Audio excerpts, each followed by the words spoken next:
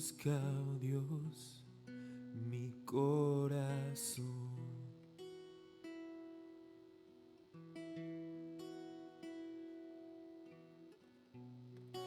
No hay nada más que tú, Señor.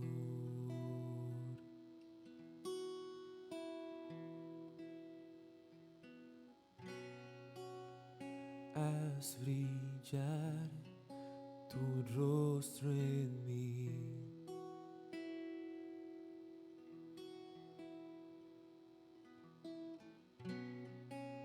Tu voluntad haz en mí. Haz tu voluntad.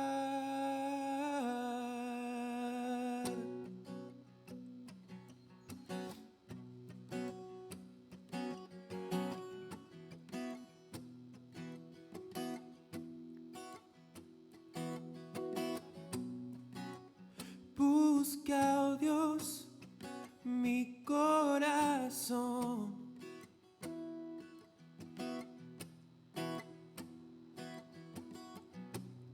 No hay nada más que tú, Señor.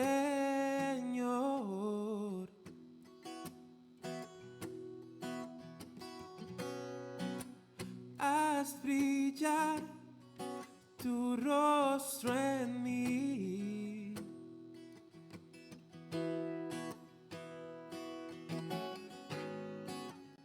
Guíame hasta el fin.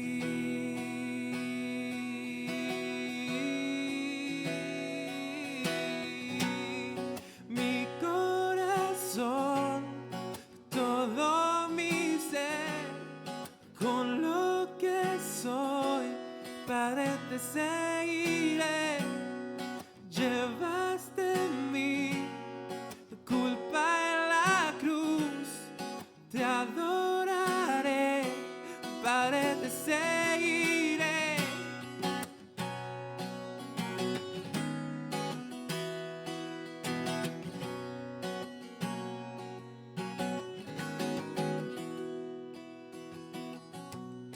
Yo sin ti no soy nada. Yo sin ti no soy nada. Yo sin ti no soy nada. Yo sin ti no soy nada. Yo sin ti no soy nada. Yo sin ti no soy nada. Yo sin ti no soy nada. Yo sin ti no soy nada. Yo sin ti no soy nada. Yo sin ti no soy nada.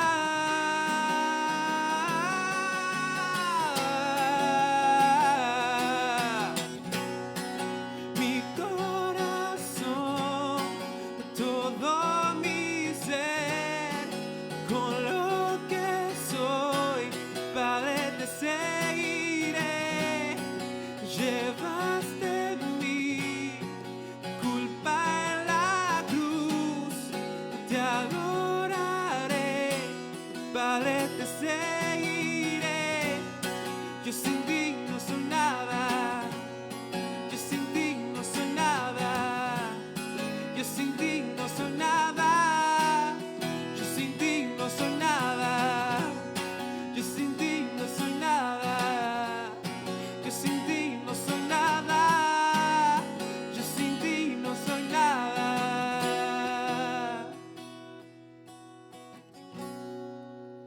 Busca, oh Dios, mi corazón.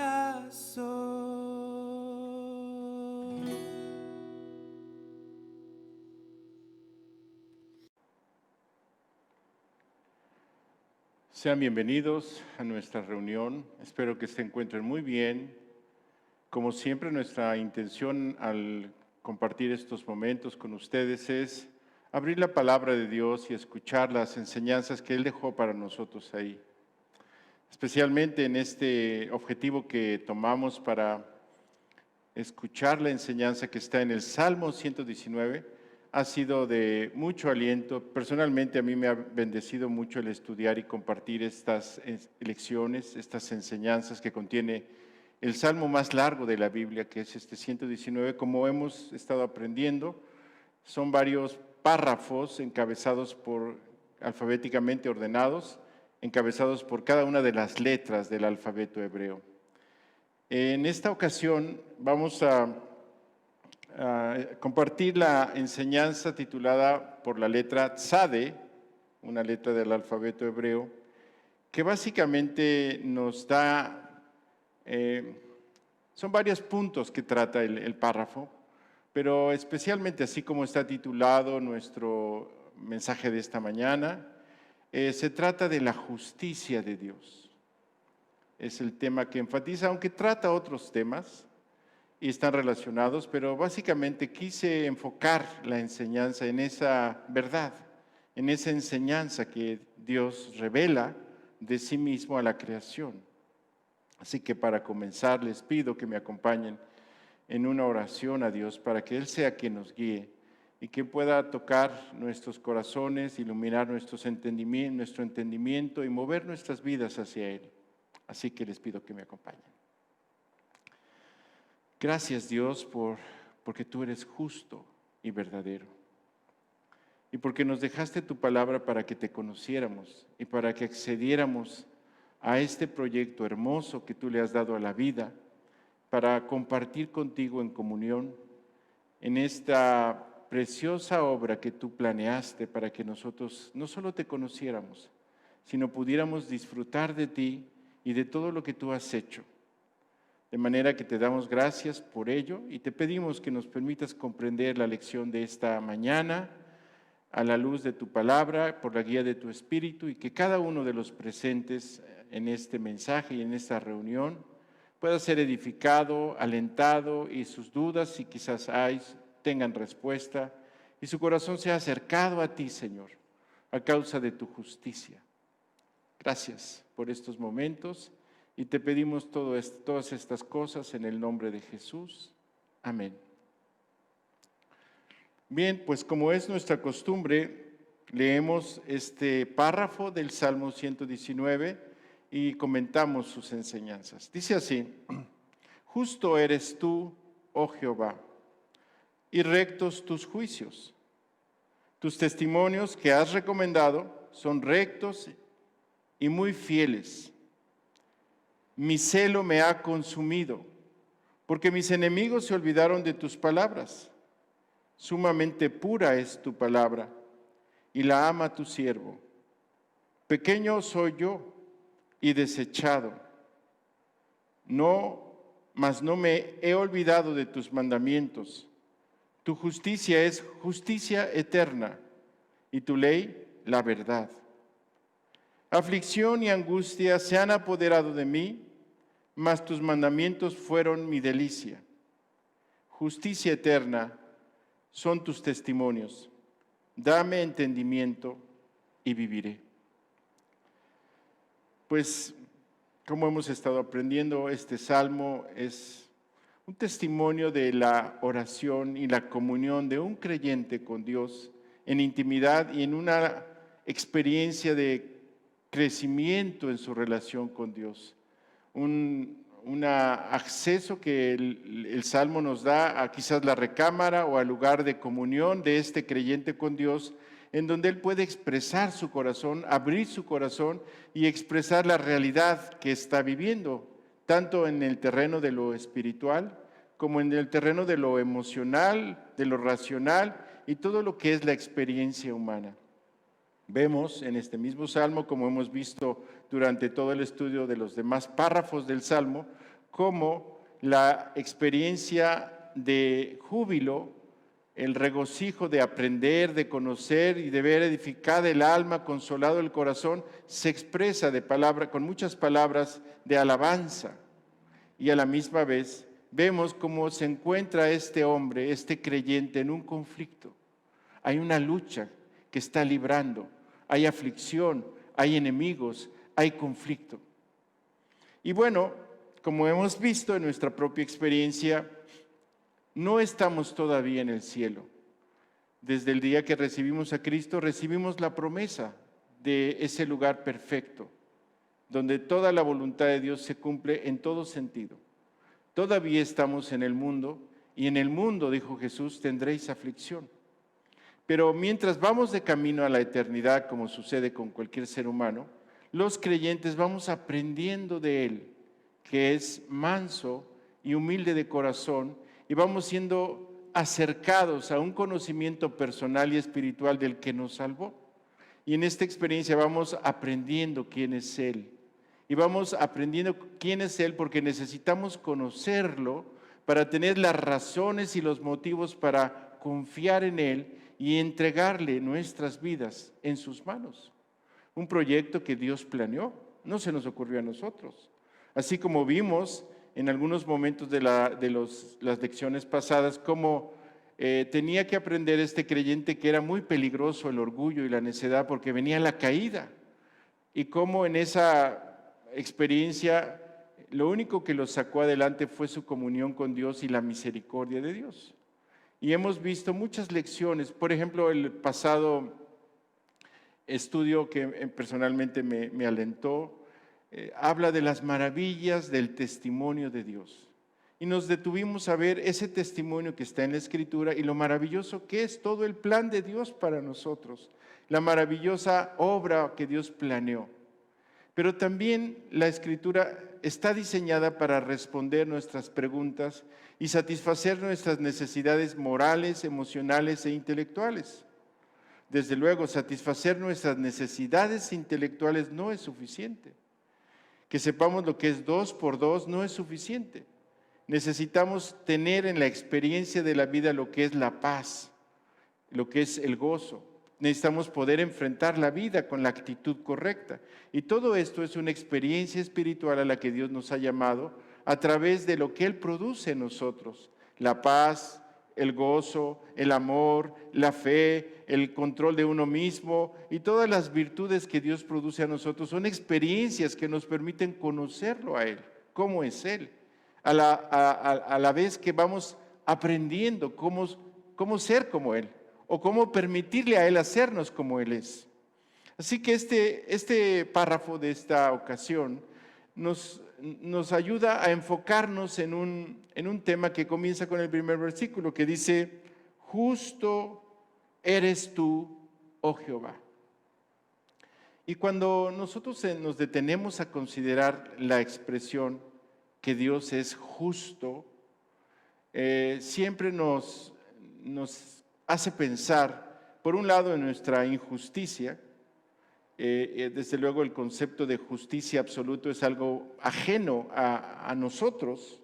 Por más bien intencionados que fuéramos, tenemos que enfrentar una naturaleza que tiende a la injusticia, tiende a lo corrupto, tiende al engaño, tiende a las cosas que no son de acuerdo a la verdad. Sin embargo, Dios revela su carácter y revela su ser. Y básicamente toda la Escritura manifiesta el testimonio de un Dios justo. No le falta nada.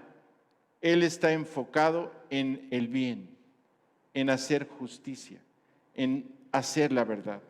Pero la justicia de Dios, que confronta nuestra injusticia y reclama vindicación ante la injusticia, Él es el parámetro, su ser y su ley es el parámetro con el que se debe juzgar toda la creación. Si nosotros juzgamos con las leyes humanas, podemos cometer grandes injusticias, tal como lo registra la historia. Por el cambio de leyes en algunos regímenes se mataron como criminales a millones de personas inocentes, porque la ley fue cambiada por el hombre y fue ilegal lo que era moralmente correcto, que es el asunto de ser libre y de hacer la justicia o de procurar hacerle bien. Por los intereses temporales se ha hecho mucha injusticia y por eso la Escritura dice, ay de ti tierra, cuando tus reyes o tus líderes son jóvenes o inmaduros y cuando se dedican a la fiesta y a la pachanga y solamente se complacen a sí mismos y buscan su propia gloria. Hay de los que a lo malo dicen bueno y a lo bueno malo, que llaman a la luz tinieblas y a las tinieblas luz. Este es el gran conflicto moral en el que se encuentra el ser humano. Hoy en día tenemos, y bueno, está de moda el concepto de corrupción. Y este concepto es un concepto muy humano, que no es nuevo. Puede servir como argumento en campañas políticas, pero es una realidad con la que el hombre ha tenido que convivir toda su existencia. Esto es consecuencia de que el hombre decidió apartarse de Dios, independizarse de Él, hacer lo que Él quiere, buscar su propio camino y su propia gloria, independiente del Creador. Y esto condujo al hombre a la injusticia que hay en el corazón a causa de la corrupción que trajo el ir en contra de Dios. El parámetro que determina lo justo y lo injusto no es una ley escrita por un hombre. Aunque se puede acercar una ley escrita por un hombre a algo justo, o al menos justo relativamente, definitivamente se necesita que el que ejecuta la justicia sea justo también. Uno de los problemas más comunes en nuestros estados y en nuestros regímenes es que el Estado que es responsable de ejecutar la justicia no puede hacerlo porque es cómplice de la injusticia. Él mismo es injusto. Y entonces pierde la autoridad y se vuelve un gran problema hacer justicia, porque el mismo Estado es corrupto. Y entonces ya no sabemos para dónde ir, si lo bueno es bueno o lo bueno no es bueno, o es legal o no es legal. Pero Dios en la Biblia nos enseña que Él es el parámetro con el que se mide moralmente toda la creación. El único justo es Dios. Y Él es el único que tiene derecho a ejecutar y ejercer justicia. Dice la Escritura, ¿será injusto Dios si da castigo? Si mi injusticia hace evidente la justicia de Dios, ¿es malo que Dios ejecute sentencias sobre la maldad? Y aquí entramos en un tema sensible. Desde luego es un tema que ha estado vigente desde el principio, en donde el hombre se hizo culpable de ir en contra de su propia conciencia y en contra de su Creador. Y entonces el debate en el corazón humano es, si yo estuviera en las condiciones ideales en las que estuvo el primer hombre, yo no hubiera pecado. Yo no me hubiera apartado de Dios, ni de loco. Y entonces el culpable no soy yo, el culpable es mi papá o, en última instancia, Dios mismo, el culpable de mi libertad y de mi decisión. Ahí es donde está el error humano. Nosotros somos responsables de nuestra libertad. Fuimos creados así. Ese es el proyecto de Dios justamente, que nosotros le conozcamos en los términos de una relación de igual a igual en el sentido de que somos libres de elegirla. No se nos puede imponer. Y tenemos que elegir hacer justicia y ser justos. Tenemos que estar de acuerdo con el carácter moral de Dios, que básicamente está enfocado en un asunto que se llama amor, que es la esencia de su ser, y es el primer mandamiento. Ante esa verdad, nuestra propia conciencia, por más cínicos que seamos, nos calla y nos dice, es correcto. Sin embargo, no hacemos caso, ni amamos a Dios, ni amamos a nuestro prójimo como a nosotros mismos, y es por eso que tenemos esta responsabilidad de decidir ir en contra de Él. Sin embargo, el argumento persiste. Si yo estuviera en las condiciones ideales, si tuviera paz social, justicia social, igualdad de oportunidad para géneros, para distintas nacionalidades y razas, etcétera, etcétera, etcétera, yo no pecaría, yo no sería injusto. El culpable no soy yo, el culpable está en torno a mí, en última instancia, el que inventó toda esta creación. Y ese argumento ha estado vigente desde el principio. Pero la Escritura dice, oficial, formal y absolutamente, que Dios es justo. Y tú puedes decir, ¿y yo cómo puedo saber eso? Para mí no es, ¿por qué? Pues porque no me va bien. Y bueno, resulta que hay que ir para atrás y ver qué pasó. ¿Por qué estamos en un mundo tan cruel? Las noticias, por más insensible y duro que seas, si traigas mucho de hombre macho, te quebrantan. Escuchar que unas niñas de 5 o 6 años fueron raptadas, quitadas de las manos de su madre, que cualquier joven hoy en las ciudades del mundo, especialmente en nuestro país, corre peligro de ser secuestrado. Y que además, aparentemente, si no es que evidentemente, hay una complicidad con la autoridad, simplemente porque no quieren hacerse responsables de eso. Tú dices, qué terrible presente vivimos, ¿cuál seguridad? Y no tengo ninguna intención en una campaña política, sé perfectamente que el hombre no va a arreglar el desastre que ha hecho.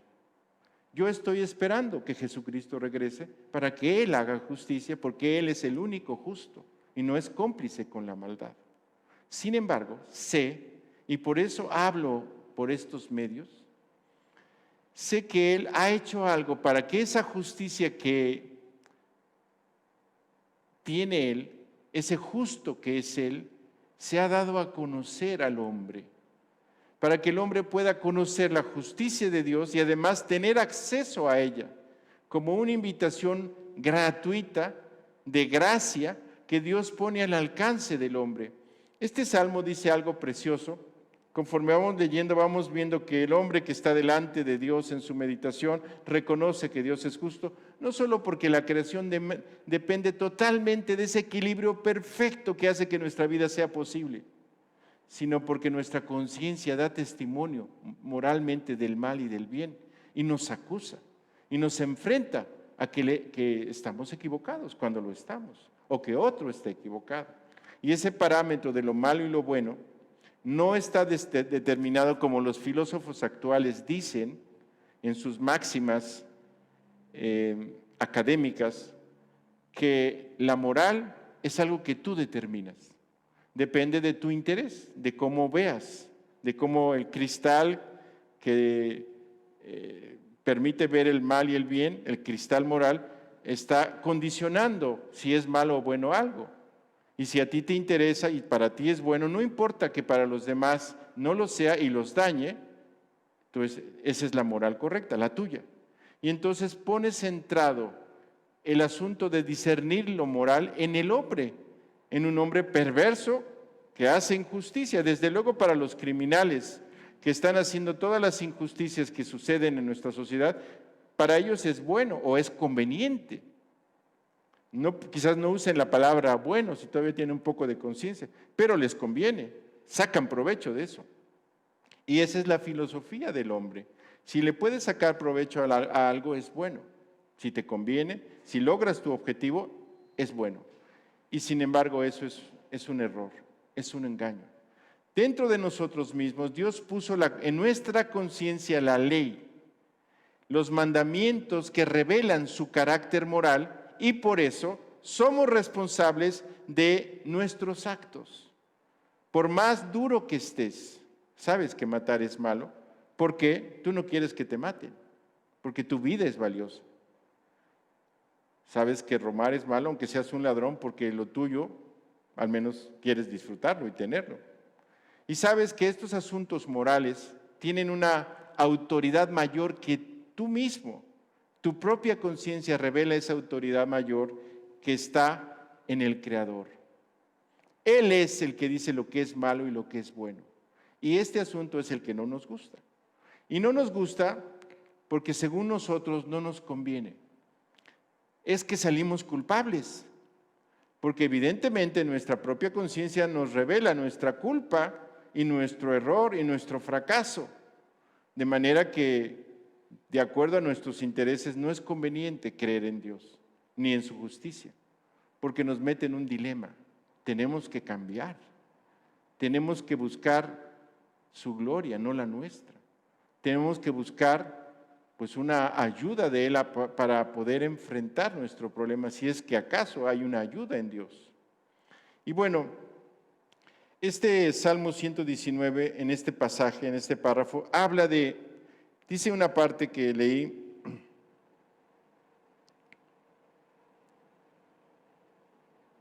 Dice así: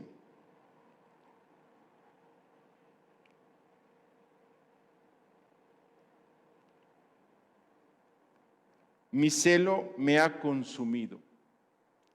Esta es una parte profética del Salmo, en donde todos estos años antes de que Jesús viniera, entonces probablemente lo escribió David, y calculamos unos 700 y tantos años entre la vida de Jesús y la vida de David.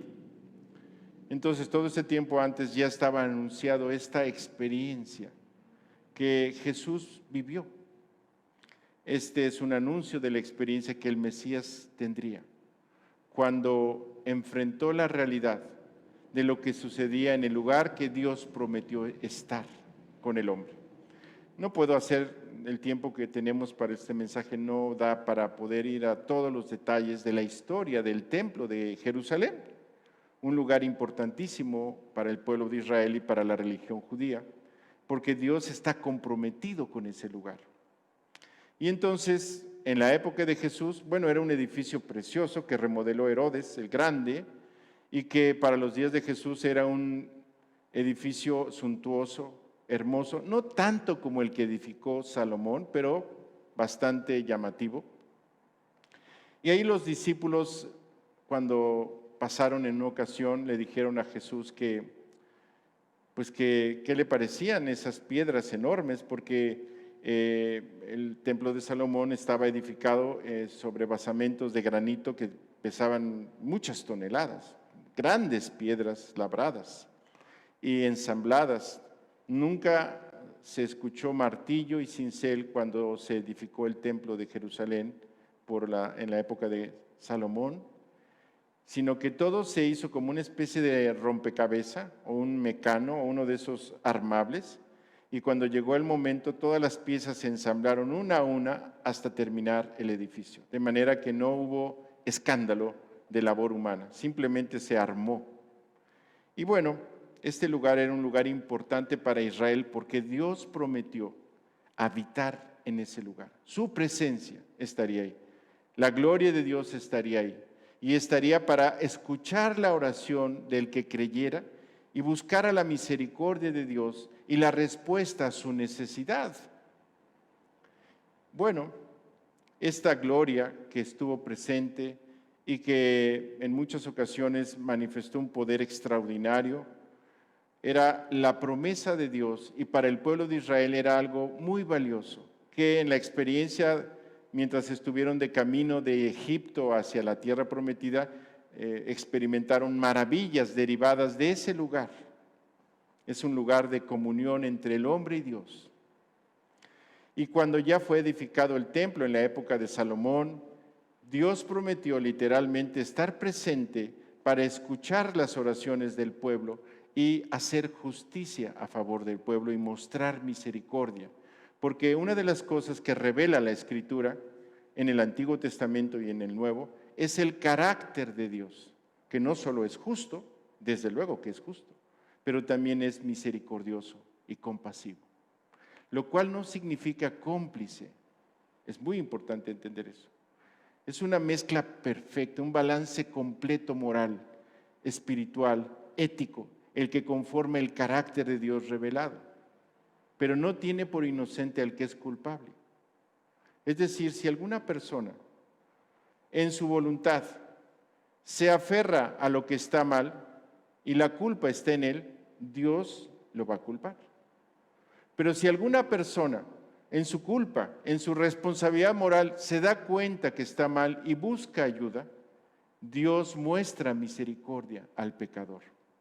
Y esto es de lo que habla el pasaje.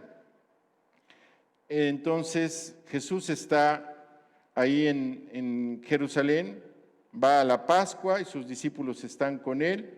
Y ahí en Juan 2, que está, yo creo que está ya en la pantalla, dice así que sucedió. Estaba cerca la Pascua de los judíos y subió Jesús a Jerusalén. Y halló en el templo a los que vendían bueyes, ovejas y palomas, y a los cambistas ahí sentados. Y haciendo un azote de cuerdas, echó fuera del templo a todos, y las ovejas y los bueyes, y esparció las monedas de los cambistas y volcó las mesas. Y dijo a los que vendían palomas: quitad de aquí esto, y no hagáis de la casa de mi padre casa de mercado. Entonces se acordaron sus discípulos que está escrito: el celo de tu casa me consume. Es decir, ellos se acordaron que este salmo existe y que ahí en ese salmo Dios está diciendo que Él tiene celo por lo suyo y por los suyos. Y los judíos respondieron y le dijeron: ¿qué señal nos muestras ya que haces esto? Respondió Jesús y les dijo: destruid este templo y en 3 días lo levantaré. Entonces, ahí delante del negociazo que era ese, pues era un mercado literalmente, todos los sacrificios que se hacían tenían que pasar por la supervisión de los religiosos para que pudieran ser animales limpios. Y resulta que si tú no tenías o te decían que no era limpio el animal que tú llevabas para sacrificio, tú tenías la opción de comprar ahí en el mercado un animal limpio, lo cual se había hecho una costumbre. Y de hecho había moneda que solamente se comerciaba ahí. Ellos conocían de economía y sabían que la moneda se podía devaluar, así que ellos tenían su propia moneda.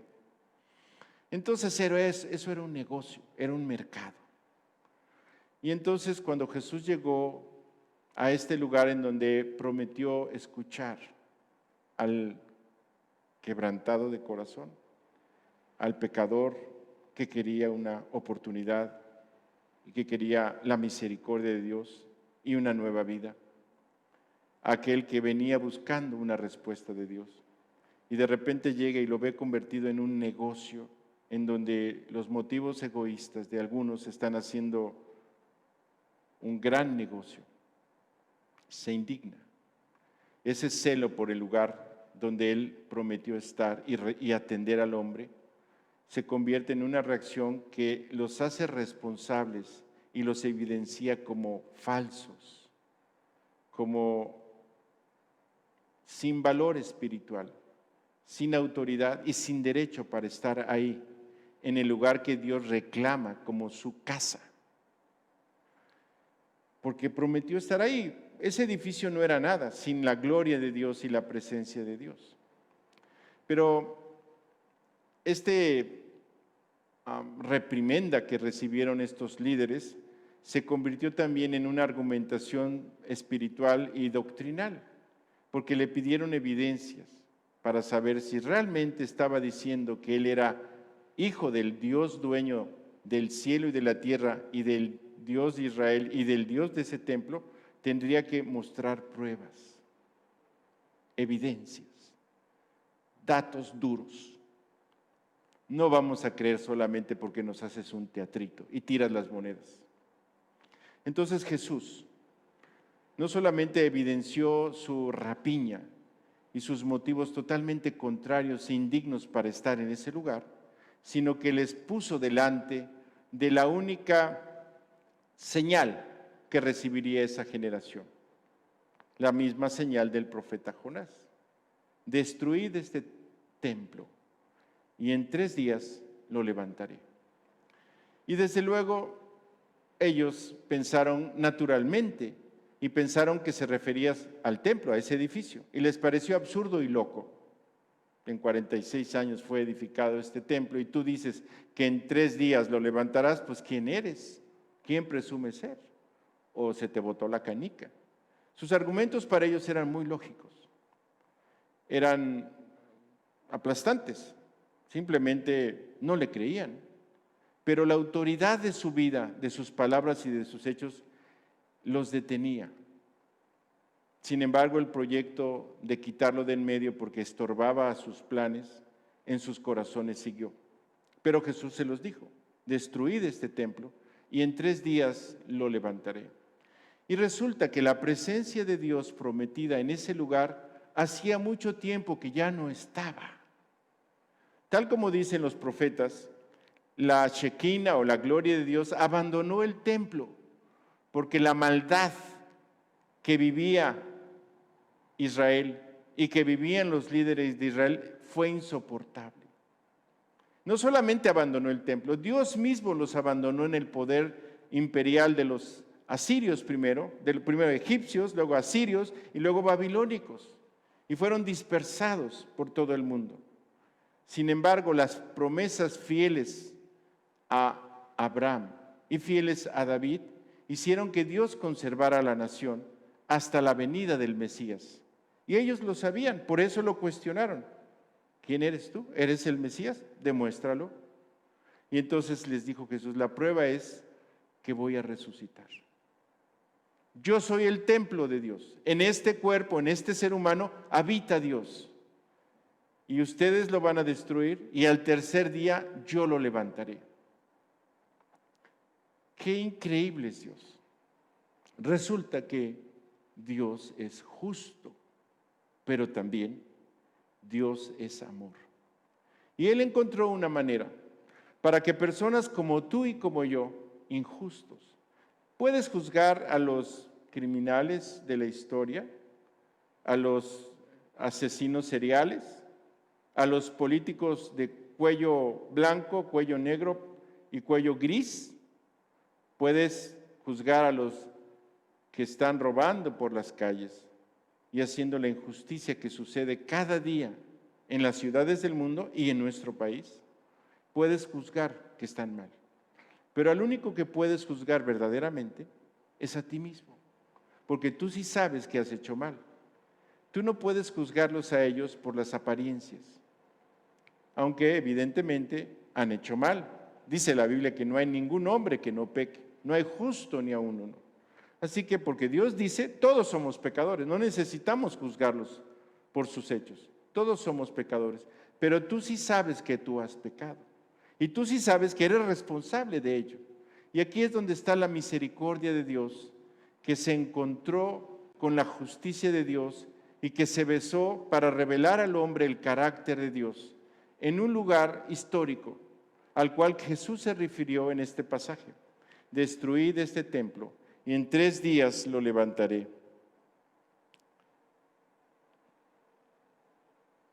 Dijeron luego los judíos, en 46 años fue edificado este templo y tú dices, en 3 días lo levantaré. Mas él hablaba del templo de su cuerpo. Por tanto, cuando resucitó de los muertos, sus discípulos se acordaron que había dicho esto y creyeron la Escritura y la palabra que Jesús había dicho. Mira, estaba reflexionando en la semana la realidad que vivimos en esta época. Mira, cuando nosotros éramos más jóvenes y teníamos medios de comunicación, pues distintos, era el periódico, algunos noticieros que salían por la radio, por la televisión. Yo tengo 64 años, así que puedo dar testimonio de que así fue, para los jóvenes que no creen esas cosas. Los radios de bulbos eran unos aparatos así grandes, impactantes, que nos tenían a todos ahí al pie escuchando las noticias y los programas. Eso fue en mi infancia, o la televisión, que ya había televisión. Pero básicamente teníamos una sola fuente de información, la que era oficial. Si era mentira o era verdad, no era nuestra responsabilidad, no podíamos elegir.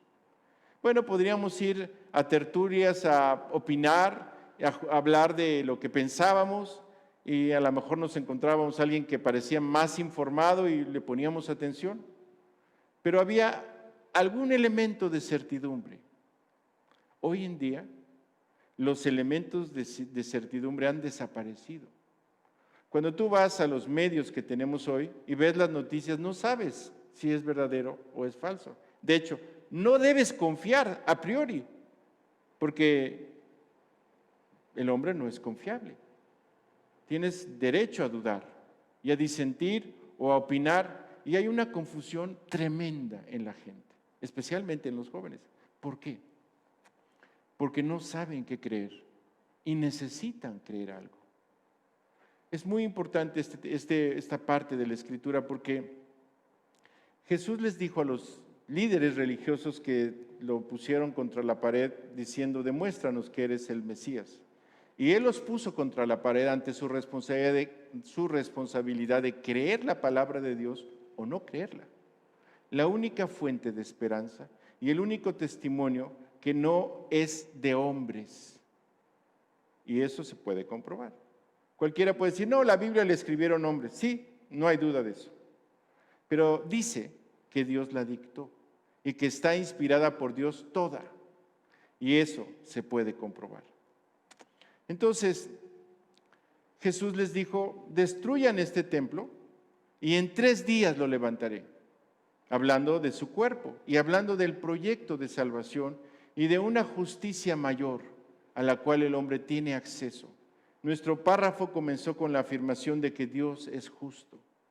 No solamente Él es justo en sí mismo porque ese es su carácter y nunca ha hecho ni hará ningún mal.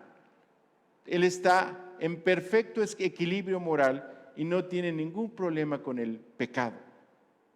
Al contrario, Él es el juez del pecado y el único que puede determinar la calidad moral de los actos de la creación. Desde luego, está en tela de juicio eso, por la libertad que el hombre ha tenido de independizarse de Dios, y el hombre se ha adjudicado el derecho de juzgar a Dios, en última instancia de culparlo. Pero quiero que sepas que Dios ha hecho algo increíble. Ese reclamo que ha habido en todas las generaciones de que si no hubiera pobres, si no hubiera enfermedad, si todo fuera justo y todos tuviéramos la misma oportunidad y todos hubiéramos nacido en cuna de oro y todos fuéramos fifís y a todos nos hubiera ido súper y todos tuviéramos la mejor educación y todos los recursos y toda la salud, nos portaríamos bien. Este reclamo de justicia que aparentemente nos hace inocentes porque tenemos razones para hacer lo malo y lo injusto, un día Dios lo permitirá para una generación de seres humanos que vivirán un periodo así. Pero entre tanto eso llega, porque eso está prometido en la Escritura. Habrá un reino de Dios en la tierra durante 1000 años, en donde sí habrá justicia, no solamente políticos que la prometen y no la pueden cumplir, sino el Dios justo que dará acceso a la sociedad humana a una justicia que tendrá que ser impuesta con vara de hierro por causa de la voluntad egoísta del hombre, pero justa. Prosperidad, bienestar, salud. Por ejemplo, en ese milenio del cual habla la Biblia, todas las empresas farmacéuticas van a quebrar, no se van a poder vender medicamentos, no va a haber necesidad. Dios mismo dará la salud a través de los medios naturales. 12 árboles crecerán en la ribera del río que surge de la ciudad de Jerusalén, que surgirá más bien, y esas hojas de esos árboles sanarán a las naciones. La longevidad será restaurada, así como fue antes del diluvio. Una persona joven, un niño, será considerado de 100 años. Claro que este es un futuro lejano para nosotros hoy. ¿Quién sabe si no tan lejano? Pero porque creemos que estamos cerca. Pero no es todavía una justicia asequible socialmente para nosotros. Sin embargo, hay otra justicia que sí está a nuestro alcance. Podemos acceder a ella. Es la justicia de Dios puesta a nuestro alcance como un regalo. Y de eso es lo que Jesús habló. Ese celo que lo indignó, que hacía de estos hombres verdaderos mercaderes que estaban tratando de usar a Dios para sus provechos, motivos totalmente egoístas. Eso es algo que ha hecho el hombre siempre. La institución humana, ya sea religiosa, política, siempre ha servido para eso. No hay duda, lo sabemos. Pero esa indignación no solamente fue por ese error, sino porque fue menospreciado el propósito. ¿Cuál es el propósito de ese lugar? Que ahora, en el pasaje que estamos leyendo, ocupa Jesús mismo, su cuerpo humano. El propósito es revelar a Dios y responder a la necesidad humana. Lo mismo que representa y representó el cuerpo de nuestro Señor Jesucristo. Porque la Biblia dice que no hay justo ni aun uno, no hay quien entienda, no hay quien busque a Dios. Todos se desviaron, aún quedaron inútiles para acercarse a Dios por sus medios. ¿Por qué? Pues porque todos pecamos. Así que más bien la ley de Dios y la justicia de Dios nos culpa. Y esa ley que dice la paga del pecado es muerte, implica algo muy, muy profundo, que es, la Biblia usa una palabra que es perdición. Es decir, el propósito por lo que fue creado no se cumple. Y quiero que entiendas bien eso. Tú fuiste creado para tener una relación con tu Creador. No vas a encontrar ni paz, ni plenitud, ni éxtasis, ni bienestar, ni seguridad, ni esperanza, ni nada en ti mismo, menos en tu prójimo. Tú fuiste creado para encontrar en tu Creador todo lo que tú necesitas, para encontrarte a ti mismo en Él, para tener una comunión con Él. Ese es el propósito de tu existencia. Pero tu pecado ha impedido que disfrutes de Dios y de una relación con Él, de lo cual tú mismo puedes argumentar. Tú puedes saber que no tienes comunión con Dios. ¿Cómo lo puedes saber? Pues por la manera en que vives. Un amigo decía, yo sabía que no tenía relación con Dios por la vida que llevaba. No es muy difícil entender eso. Nuestra propia conciencia nos acusa. Sin embargo, Dios en su fidelidad y en su amor decidió establecer un parámetro de misericordia, que es tu vida. Yo no sé, tengo 64 años, no sé cuántos tengas tú y no sé cuántos me queden, pero pues acá andamos de este lado de la creación, vivitos y coleando, pero se va a acabar. Esto es un hecho. Un día nos vamos a ir. Entonces, ¿cuál es el propósito? Si es tan efímero y pasajero como lo es, me refiero a la existencia física, ¿por qué estoy aquí? ¿Para qué estoy aquí? ¿Para qué me entero de que soy culpable de mis hechos? Bueno, porque Dios quiere que tú sepas que Él te ama y que por amor a ti, Él ha hecho algo por ti. No solamente te ha creado y ha hecho toda tu existencia en lo maravilloso que es en sí misma, como evento científico, si tú quieres, me refiero a tu cuerpo, tu existencia, la ciencia no alcanza a explicar la conciencia, digo, un poco alcanza a explicar lo físico de tu cuerpo y de mi cuerpo, pero tu existencia tiene un propósito, y ese es el reclamo de tu alma. ¿Por qué? ¿Para qué? Ese por qué y ese para qué es el que Dios hace posible que tú comprendas y experimentes más allá de la filosofía, de la teología, a través de un nuevo nacimiento. Y quiero explicar eso. Jesús les dijo, destruid este templo y en 3 días lo levantaré. Y la ley de Dios decía que la paga del pecado es muerte. Así que como todos pecamos, todos estamos convictos a morir. Y morir no solamente es dejar este cuerpo, para no volver a tener contacto con la creación física de Dios. Pero la verdadera tragedia del pecado es la muerte espiritual o la muerte segunda.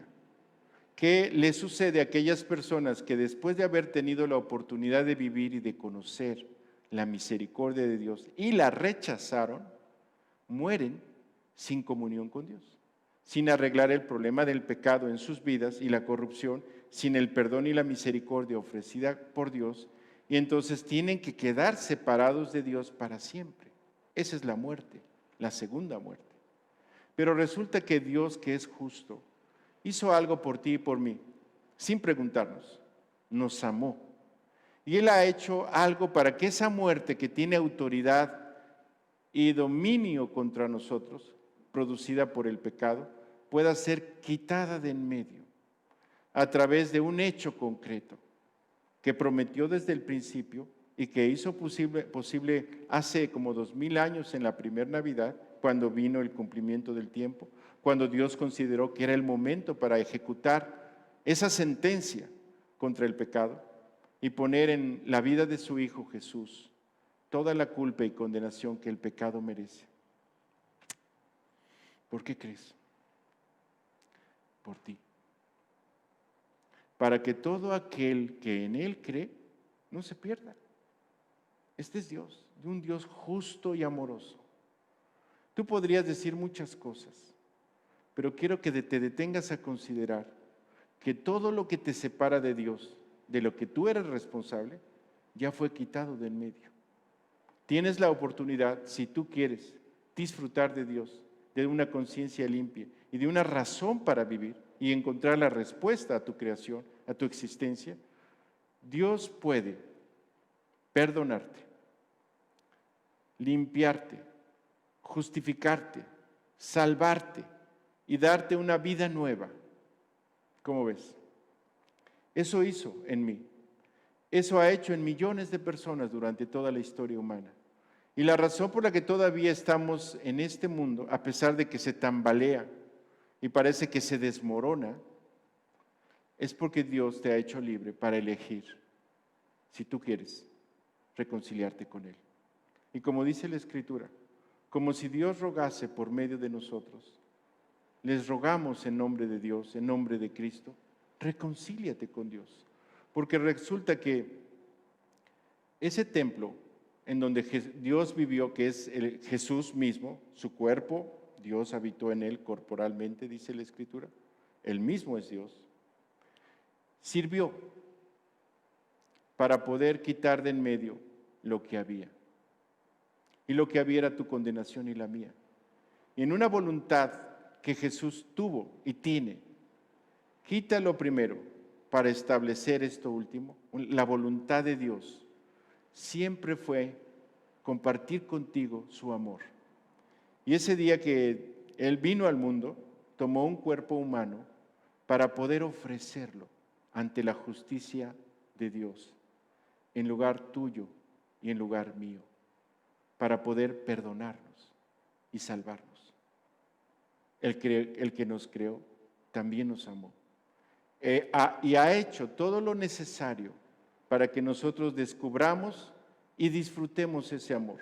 Por eso nuestra conciencia está activa cuando pecamos, por eso nuestra conciencia está ávida del bien, por eso no somos felices en el sufrimiento y anhelamos el bienestar, porque fuimos creados para eso. Y ese bienestar solamente, y esa salud, y esa paz, y esa armonía solamente se encuentran en Cristo.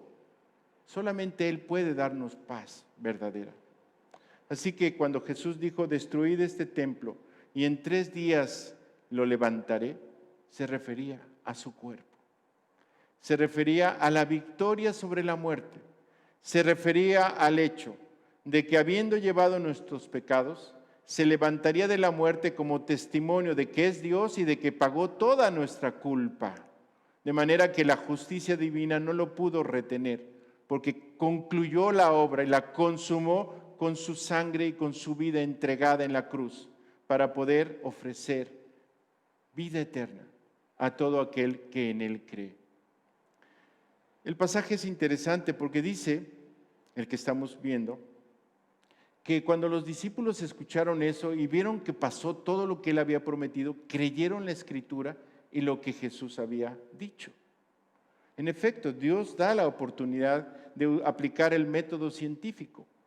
Es decir, el método científico propone una hipótesis, un estudio, un análisis de algún asunto, que según esto tiene que ser de esta manera para que sea válido.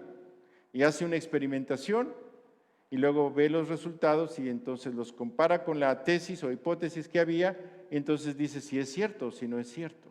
Bueno, Dios en su sabiduría y conociendo nuestro escepticismo y conociendo nuestra libertad nos propone lo mismo. Por eso la Escritura dice, el que quiera hacer la voluntad de Dios, conocerá. Si la doctrina es de Dios, es decir, la enseñanza que estoy dando, dijo Jesús, Él lo dijo literalmente, si la enseñanza es de Dios o si soy mentiroso. Por lo que conoce Dios tu corazón, te propone.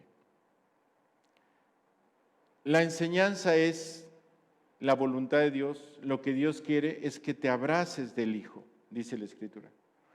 Dios no quiere que tú obtengas la justicia por tus obras. ¿Cómo? ¿Dios no quiere que cumpla los 10 mandamientos? Bueno, obviamente, si Dios quisiera que tú tuvieras una relación basada en tu propia justicia, ese es el reclamo. Ese es lo justo, que tú fueras justo.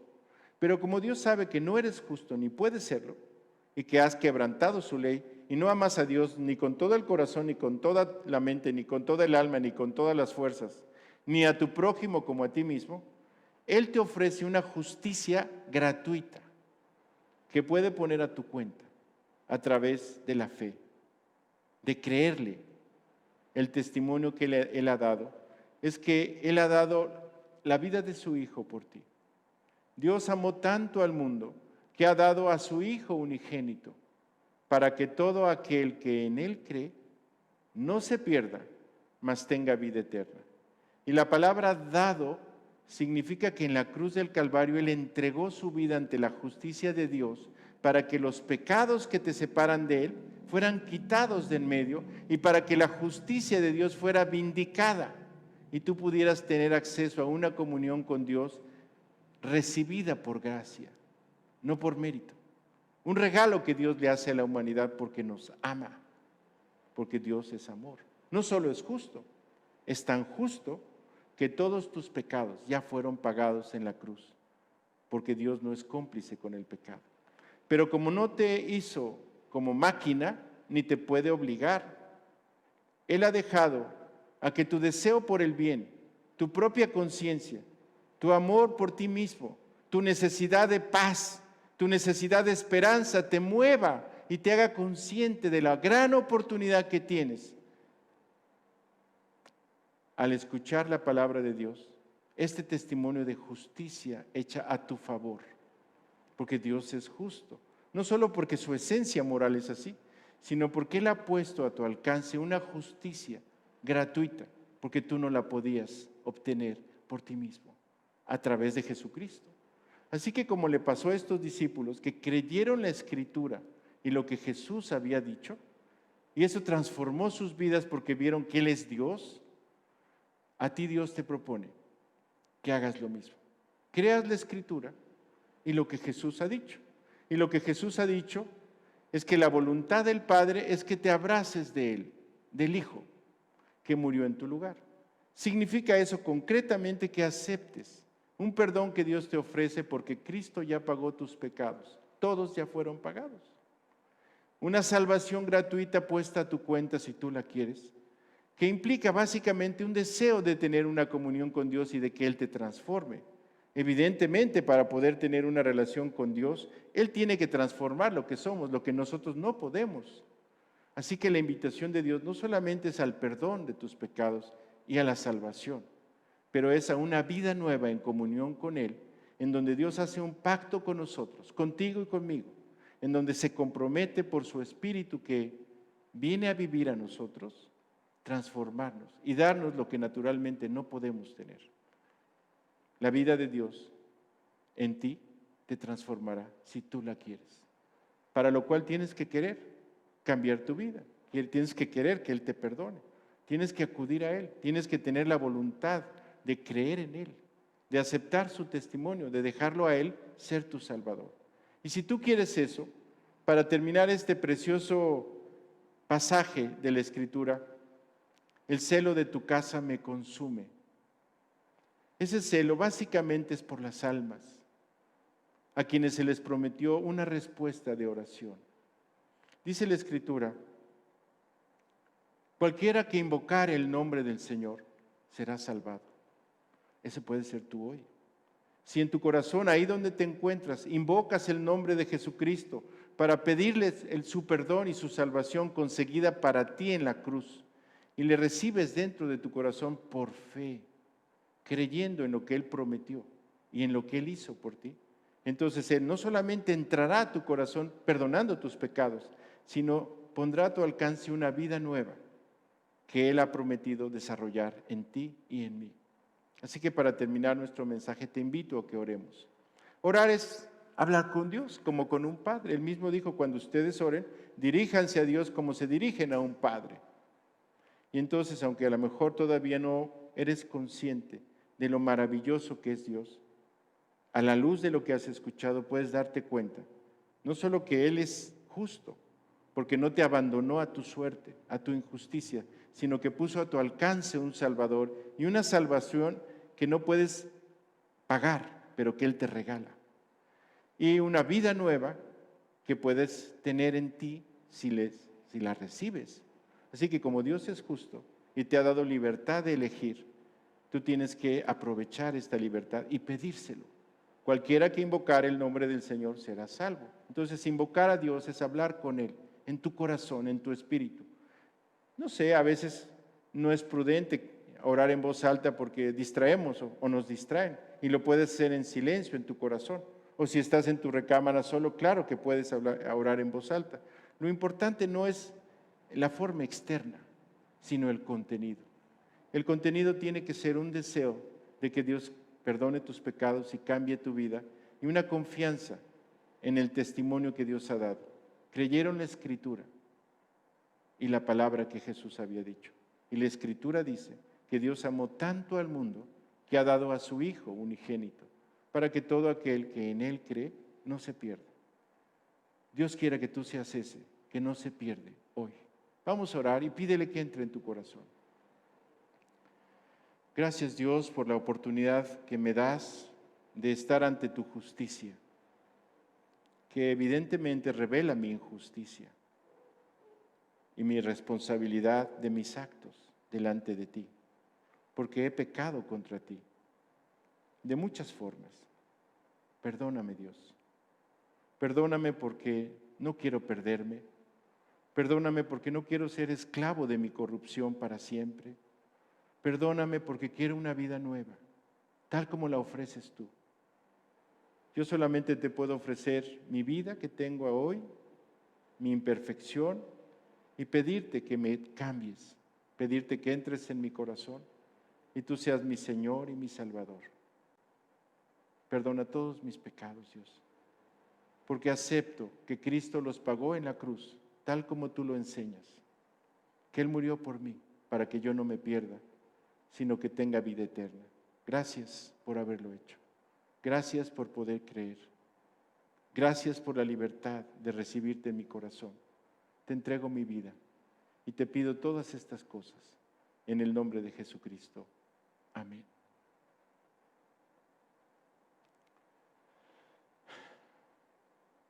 Dios es justo y no te abandonó a tu suerte, a tu debilidad, a tu imperfección.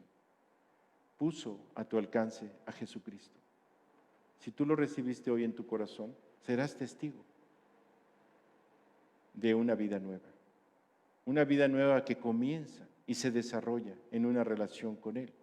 Desde luego, Dios no te ha quitado tu libertad, sigues siendo libre, pero desde luego, si lo invitaste a tu corazón, el manero más profundo debe ser conocerlo, desarrollar una relación con Él. Eso es lo natural, eso es lo normal.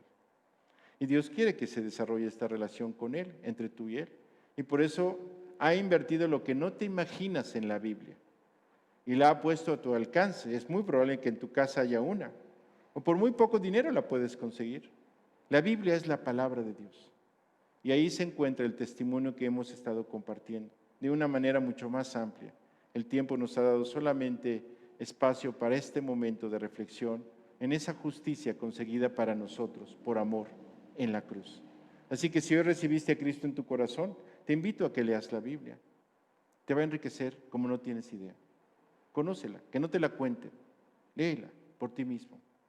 Comienza por el Evangelio según San Juan. La razón, porque en ese libro Jesús se presenta como Dios, como lo que Él es. Y además desarrolla una relación personal con sus discípulos. Y además se presenta como la respuesta a la vida humana. Entonces, pues estratégicamente es conveniente. Podrías comenzar por donde tú quieras, pero te ayuda mucho. Bueno, pues quisiera dar gracias a toda nuestra audiencia por acompañarnos en este precioso momento, pidiéndole a Dios que los bendiga. Les invito también a reunirnos la próxima ocasión, el próximo domingo, y que Dios los bendiga y los guarde.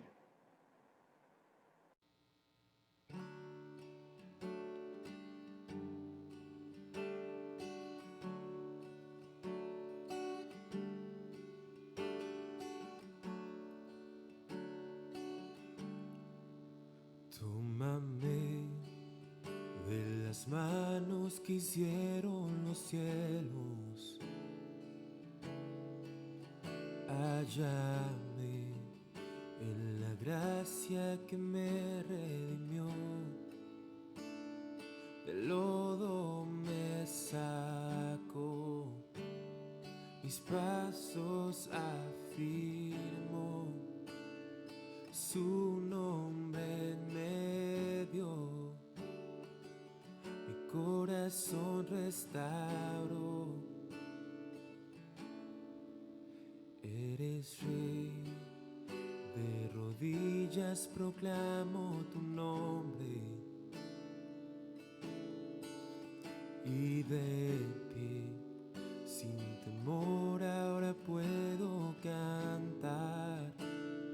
Del lodo me sacó, mis pasos afirmó, su nombre él me dio,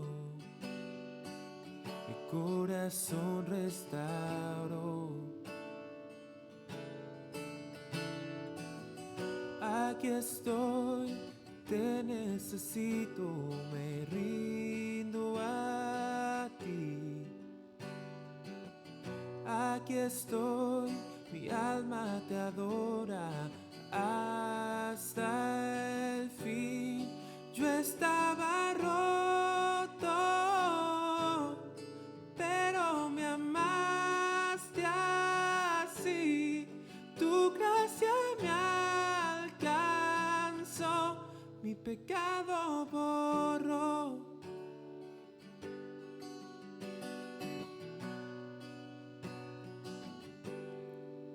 Gracia que derrotó para siempre la muerte y quitó toda mi vergüenza y dolor.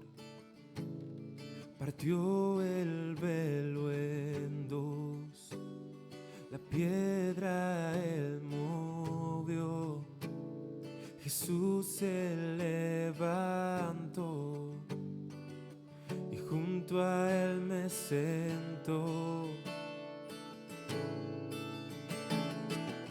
Ahí estoy, te necesito, me rindo a ti. Aquí estoy, mi alma te adora hasta el fin. Yo estaba roto, pero me amaste así. Tu gracia me alcanzó, mi pecado borró. Fui perdonado, mi libertad compró, la muerte él venció, mi pecado borró y su gracia triunfó. Oh.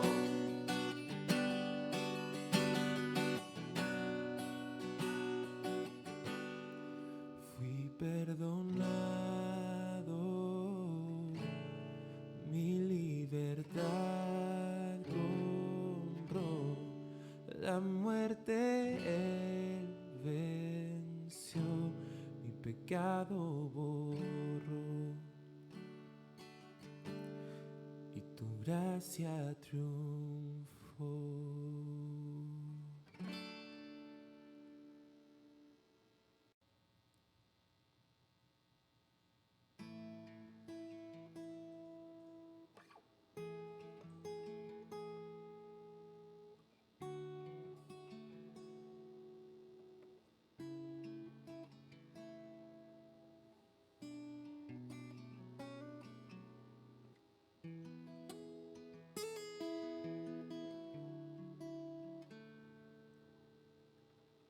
Tú eres el principio,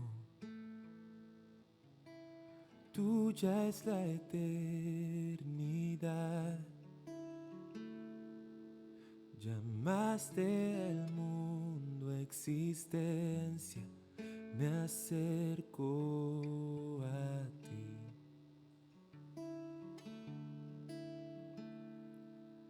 Moriste por mis fracasos,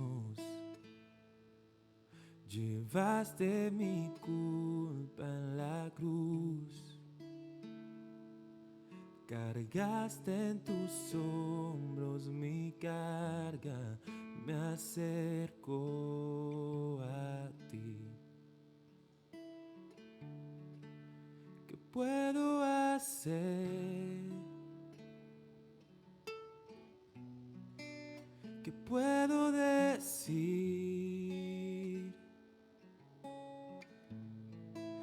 Te ofrezco mi corazón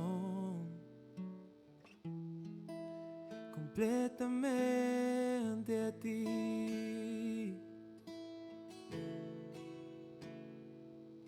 En tu salvación camino, tu espíritu vive en mí. Declararé tus promesas, me acerco a ti. ¿Qué puedo hacer? ¿Qué puedo decir? Te ofrezco mi corazón completamente a ti. ¿Qué puedo hacer? ¿Qué puedo decir? Te ofrezco mi corazón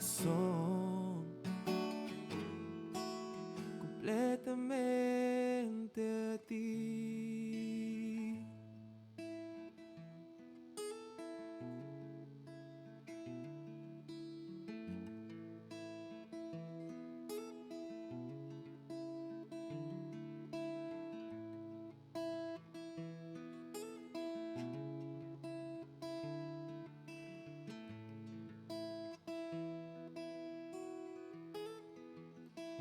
Aquí estoy, con manos alzadas vengo, pues tú todo lo diste por mí. Aquí estoy, mi alma a ti entrego, tuyo soy, Señor. Aquí estoy, con manos alzadas vengo, pues tú todo lo diste por mí. Aquí estoy, mi alma a ti entrego, tuyo soy, Señor.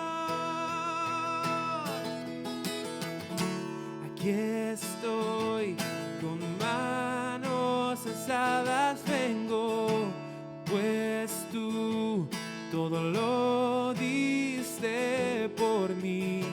Aquí estoy, mi alma a ti entrego, tuyo soy, Señor.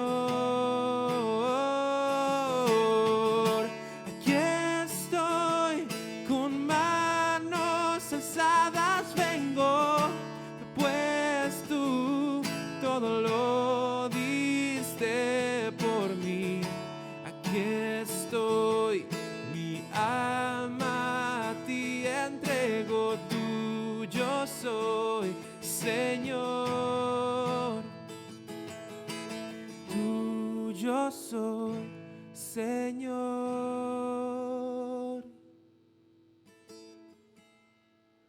¿Qué puedo hacer?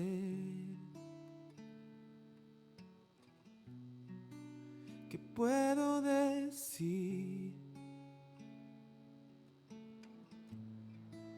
Te ofrezco mi corazón